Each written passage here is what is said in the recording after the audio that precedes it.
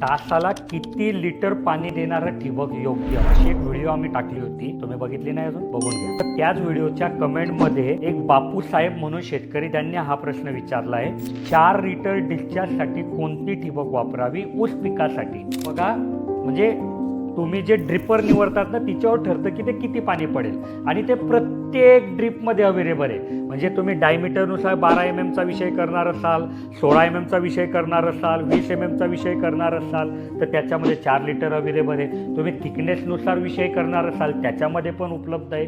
पण ऊस पिकामध्ये अडचण काय होते की तुम्ही जर खूप महागाची ठिबक टाकली आणि ते नंतर ऊस तुमचा मोठा झाल्यावर झोपून जातो, पडून जातो, तर ती महागाची ठिबक नंतर निघत नाही. शेवटी तुम्ही तिला कट करून टाकतात आणि खराब करून टाकतात.